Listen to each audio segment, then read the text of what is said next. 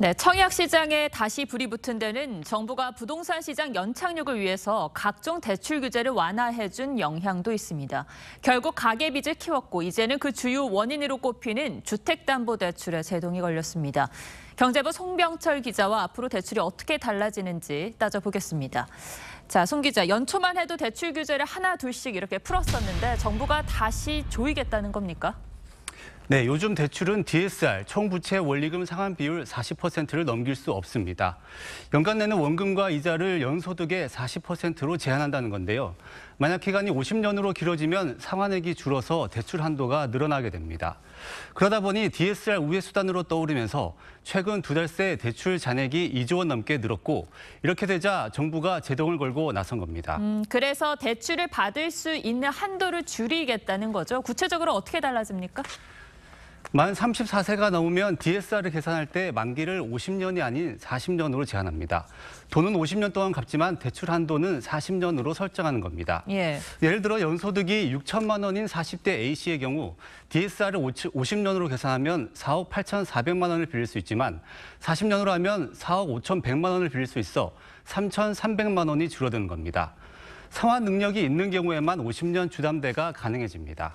상환 능력만 있으면 50년 만기 주택담보대출이 가능하다는 건데 왜 사실상 사라진다는 얘기가 나오는 겁니까? 현재 주로 50년 만기 주담대를 받는 나이대가 40대와 50대입니다. 이들이 50년 만기를 받으려면 상환 능력이 있다는 걸 입증해야 합니다. 그런데 입증할 기준을 정부가 만들지 않고 은행 자율에 맡긴 상태입니다. 은행들은 기준도 없는데 자의적으로 50년 만기를 적용했다가 나중에 문제가 될 수 있다고 우려하고 있습니다. 그러다 보니 실제 50년 주담대를 받을 수 있는 사람은 극소수에 불과해 사실상 퇴출됐다 이런 반응까지 나오는 겁니다. 그렇군요. 그렇다면 이렇게 하면 가계대출은 줄일 수 있는 겁니까? 8월까지 가계대출은 5달 연속 늘었습니다. 특히 지난달엔 6조 2천억 원이 늘었고 대출 잔액도 1,073조 7천억 원을 기록했습니다. 50년에서 40년으로 만기가 줄면 대출 한도가 줄겠지만 부동산 시장이 안정되기 전까진 가계부채도 쉽게 예단하기 어려운 상황입니다.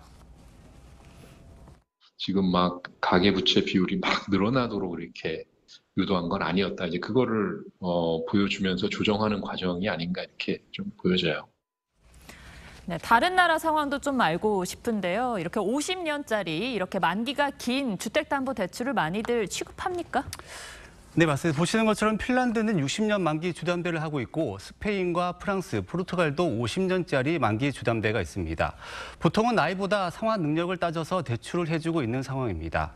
그래서 우리도 가계부채가 무서워 젊은 층에만 장기 주담대를 허용하는 것보다 상환 능력을 잘 따질 수 있는 기준부터 마련해야 한다는 지적이 나옵니다.